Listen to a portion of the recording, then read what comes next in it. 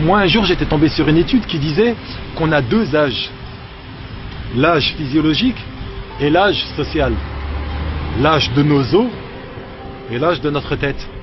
Et en réalité, tu regarderas que beaucoup de personnes, arrivées à un certain âge, ils répondent à des attendus.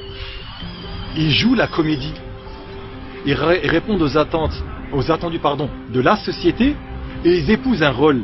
Mais ce rôle, c'est pas vraiment eux. Et ils sont pas très bien. C'est peut-être pour ça qu'en France, nous sommes le premier pays au monde en termes de consommation d'anxiolytiques et de dépresseurs.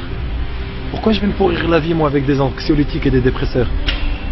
Sois celui que tu choisis d'être, sois celui que tu veux être. Dans ma tête, j'ai 13 ans.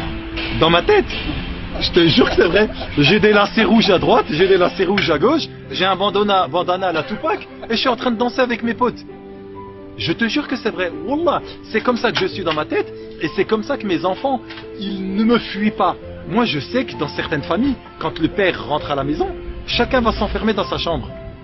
Mais j'ai perdu ma vie si mes enfants se comportent comme ça avec moi. Moi, mes enfants, mon fils, je fais les courses à Auchan, il a 8 ans, il me tient à la jambe et je le traîne. Et je le traîne.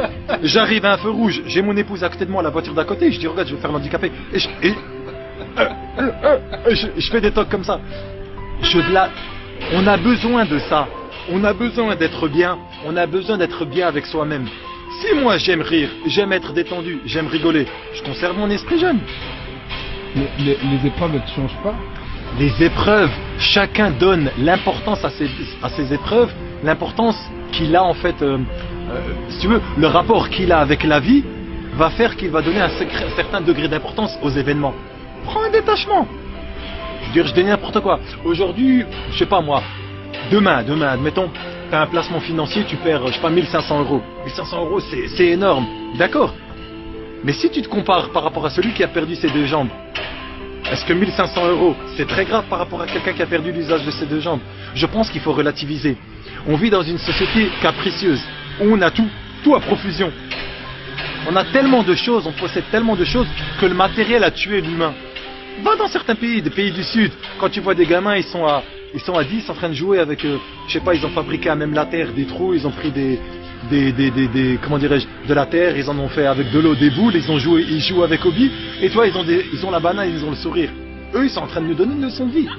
La vie, c'est quoi? La vie, c'est les échanges avec les autres. C'est le lien avec l'autre. Ça, c'est la vraie vie.